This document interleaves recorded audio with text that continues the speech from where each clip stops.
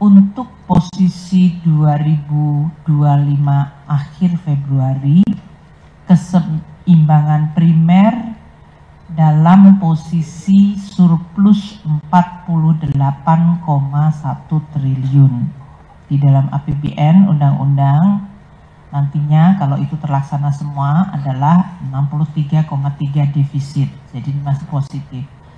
Sedangkan dari total keseimbangan terjadi defisit 31,2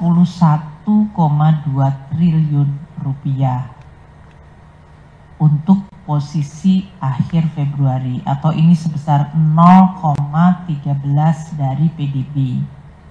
Saya ingatkan kembali kolom sebelahnya, APBN didesain dengan defisit 616,2 triliun. Jadi ini defisit 0,13% tentu masih di dalam target desain APBN sebesar 2,53% dari PDB, yaitu 616,2 triliun rupiah. Sampai dengan akhir Februari, pembiayaan anggaran tercapai 220,1 triliun rupiah. Ini artinya 2 bulan pertama kita telah merealisir pembiayaan cukup besar, 35,7%. Implisit ini berarti ada perencanaan dari pembiayaan yang cukup front loading, artinya issuance-nya di awal cukup besar. Nanti Pak Tommy menjelaskan. APBN kita itu dari bulan Januari belum tersedia lagi itu. Hal yang sebetulnya standar setiap bulan pemerintah melaporkan penggunaan dana APBN kita, dari mana pendapatan, berapa keluar, dipakai apa aja tuh, kondisi terakhir seperti apa. Kan itu sama seperti keluarga melaporkan pada saatnya dapurnya masih berasap apa enggak, kira-kira begitu poinnya.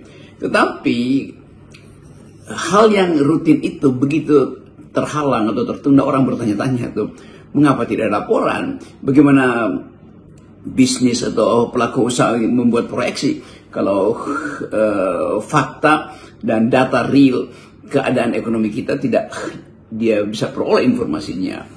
Dan yang kedua tentu adalah hak publik untuk mengetahui dana-dana publik ini dipakai buat apa aja. Kan yang disebut sebagai prinsip bonafiditas dari pemerintah, prinsip keterus terangan, dan pada akhirnya itu prinsip mengenai hak publik untuk memperoleh informasi dari penggunaan dana-dana publik. Jadi keterbukaan informasi itu justru yang membuat pertanyaan, mengapa informasi tidak dibuka, ada apa sebetulnya. Akibatnya itu menjadi pertanyaan politis kan. Karena APBN itu adalah semacam kompilasi dari berbagai faktor yang kemudian dibenamkan di dalam bentuk proyeksi, bentuk statistik dasar tuh. Dan orang ingin tahu keadaan negara kita seperti apa. Jadi kita mesti anggap itu semacam medical record dari pemerintah yang harus diketahui oleh rakyat, supaya kita bisa hitung nanti apakah efisien pemerintah ini, apakah ada sesuatu yang mungkin belum bisa dilihat oleh publik umum, tetapi sebetulnya harus diberitahu secara verbal apa yang terjadi. Jadi semua pertanyaan tentang mengapa data APBN Januari itu sampai bulan Maret belum bisa dipublikasikan, itu pertanyaan politis akhirnya, bukan sekedar pertanyaan teknis, ya belum dicetak atau internetnya mati atau ada perbaikan segala macam. Tetapi mengapa itu ditunda, itu jadi pertanyaan yang kadang-kala menyulut pertanyaan berikutnya tuh. Apa ada pemerintah menyembunyikan data? Apakah memang ekonomi kita parah sehingga kalau dipamerkan data itu reaksi pasar internasional, investor asing juga akan menyebabkan negative impression pada pemerintah makin buruk? Kan itu semua adalah sekali lagi hak publik untuk tahu bagaimana keadaan dapur negara, keadaan. Tetapi itu adalah politik harapan. Di belakang kita ada politik ingatan, the politics of memory. tentang 98, tentang gejala-gejala yang mirip, tentang keretakan elit, tentang tertunda-tundanya investasi masuk, tentang kapasitas para short termis ini mempermainkan ekonomi Indonesia tuh, yang sekedar cari untung lalu kabur lagi itu karena sifat ekonomi kita yang pindah-pindah footloose tanpa bisa dikejar oleh negara. Jadi mereka para spekulan juga mengintip dengan cara saksama bagaimana lalu lintas moneter Indonesia, bagaimana kapasitas politik yang memungkinkan mereka melihat bahwa ini saatnya untuk ambil untung pendek dan jangan main panjang. Kira-kira begitu. Dan kita tahu bahwa sistem internasional itu semacam mengikuti algoritma kasino itu, di mana dimungkinkan ya pasang di situ dulu, nanti urusan belakangan tuh, begitu tanda-tanda berbahaya cut loss itu. Dan sinyal ini yang mulai dicemaskan sebetulnya oleh mereka yang menghitung secara teliti kondisi ekonomi. Dan kita mulai lihat bagaimana justru dari dalam Gerindra sendiri yang punya think tank tentang ekonomi itu mulai terlihat ada crack di situ.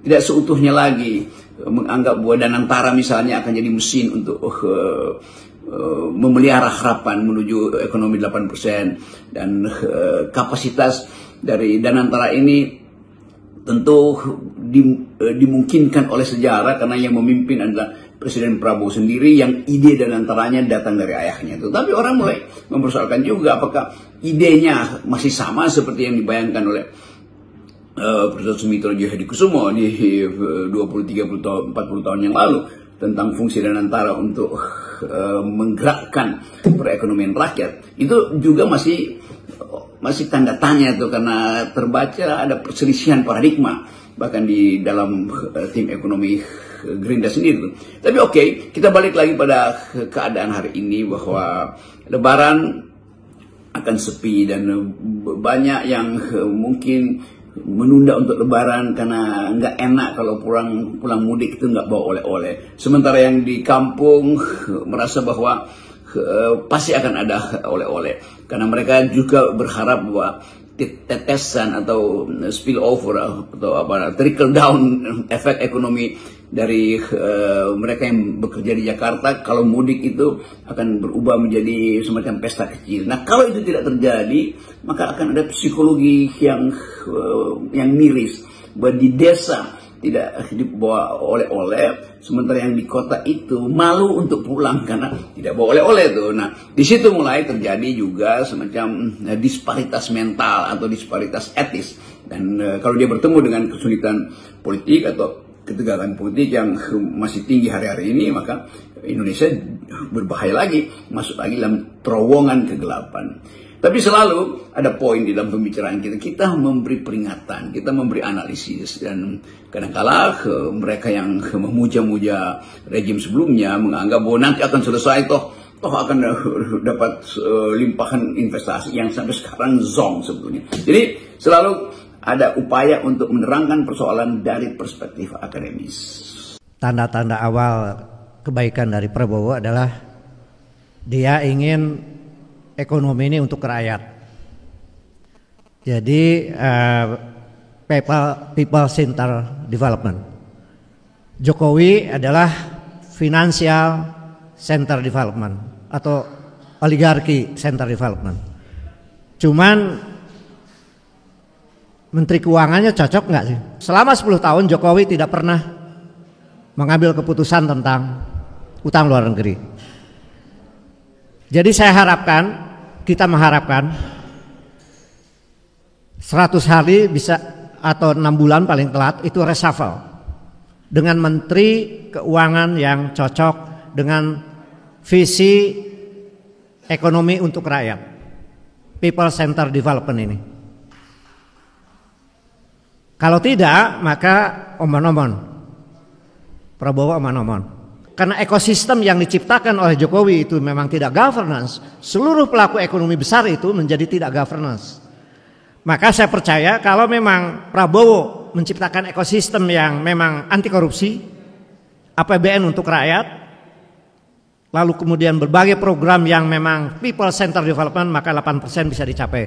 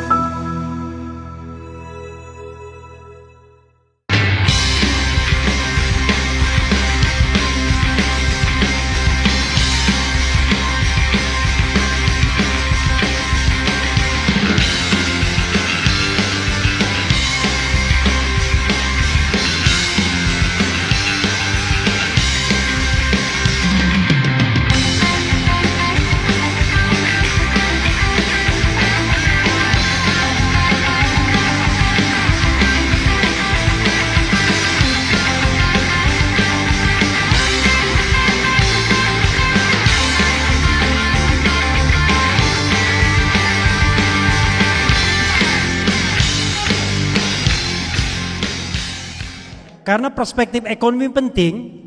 Prabowo sudah bilang pertumbuhan ekonomi 8%. Kata Hasim, sebenarnya kalau mau jujur Prabowo pengennya 10%. Karena harus 2 digit katanya untuk kita sejahtera. Cuma utang luar negeri jatuh tempo 800 triliun. Bunga utang 550. Penerimaan negara 47% cuma untuk bayar utang dan bunga utang. And the problem is bagaimana dengan pertumbuhan 8-10% dan makanan bergizi.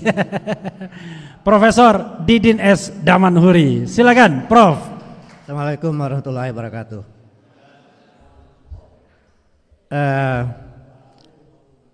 Sebenarnya dibanding Jokowi, tanda-tanda awal kebaikan dari Prabowo adalah dia ingin ekonomi ini untuk rakyat. Jadi people center development. Jokowi adalah financial center development atau oligarki center development. Cuman Menteri Keuangannya cocok nggak sih? Jadi konon 2 hari sebelum diumumkan memang ada tekanan dari IMF supaya kontrol dari lembaga internasional ini tetap kuat di negeri ini. Tanda-tandanya ketika Wamen Keuangan Anggito Abimanyu mengumumkan bahwa dalam pidatonya di Jogja bahwa seluruh menteri-menteri dilarang memakai barang atau mobil dinas yang impor. Ternyata yang membantah Menteri Keuangan. Jadi ini tanda-tanda bahwa Menteri Keuangan ini nggak cocok gitu. Yang kedua, Prabowo akhirnya seluruh kementerian yang lain kecuali Menteri Keuangan itu langsung kontrol atau langsung tidak dalam Menko, tidak di bawah Menko.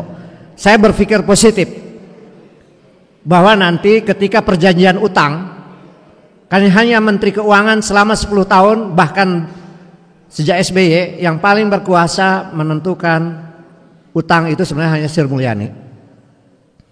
Jadi dia jawab di dalam sebuah TikTok sebenarnya atas persetujuan DPR. Siapa bilang DPR tidak pernah bersuara untuk melakukan balance ketika utang luar negeri itu dia putuskan.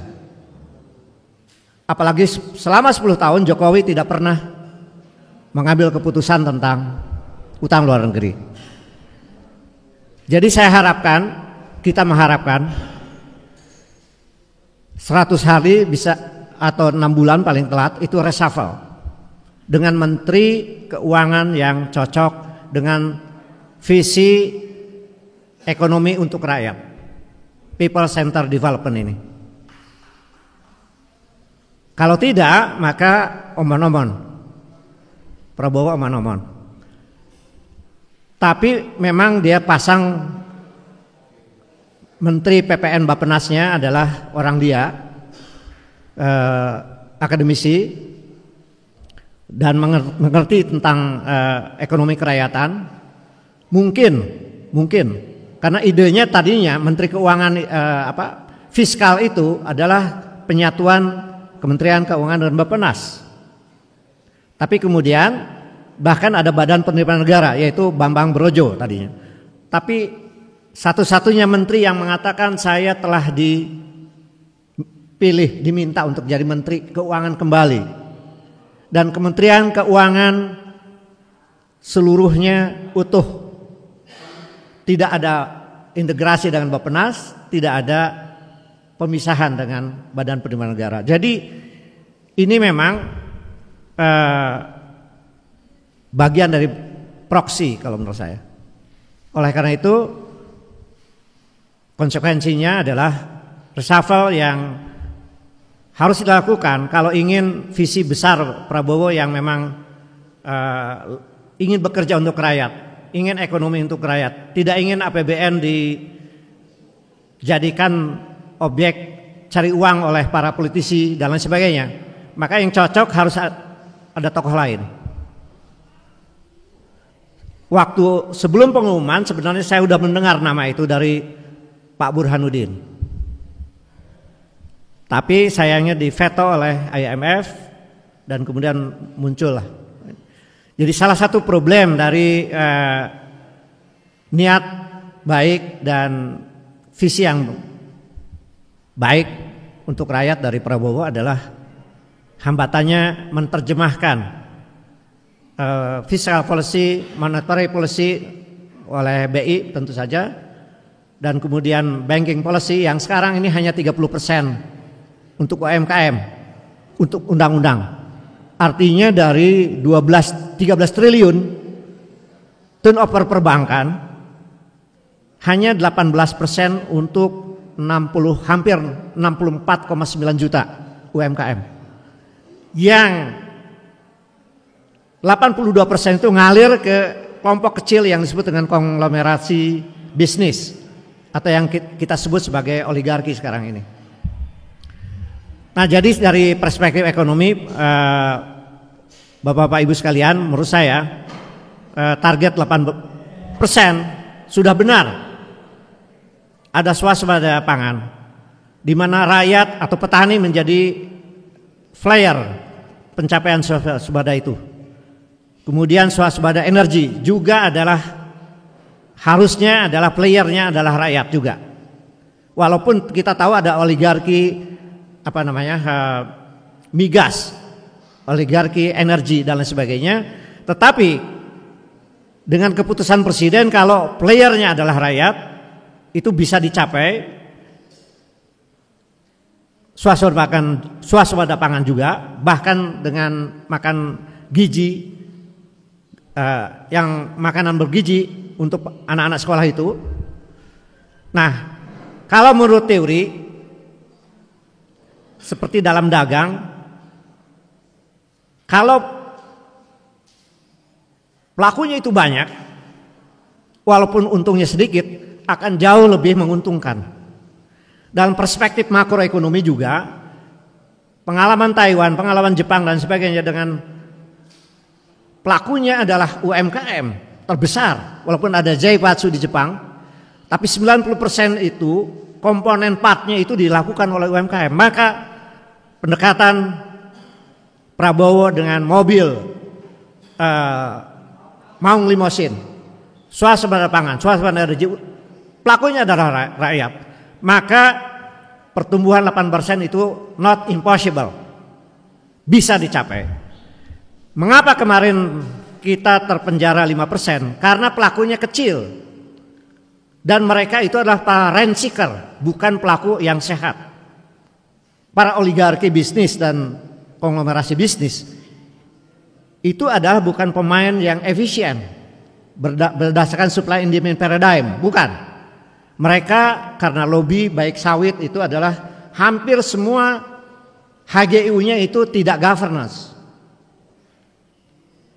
Lalu mereka nipu-nipu ketika harus mensuplai CPO kepada pabrik minyak goreng, dia jual ke ekspor karena harganya tinggi. Jadi mereka itu karena ekosistem yang diciptakan oleh Jokowi itu memang tidak governance, seluruh pelaku ekonomi besar itu menjadi tidak governance. Maka saya percaya kalau memang Prabowo menciptakan ekosistem yang memang anti korupsi, APBN untuk rakyat, lalu kemudian berbagai program yang memang people center development, maka 8% bisa dicapai. Demikian, terima kasih. Assalamualaikum warahmatullahi wabarakatuh.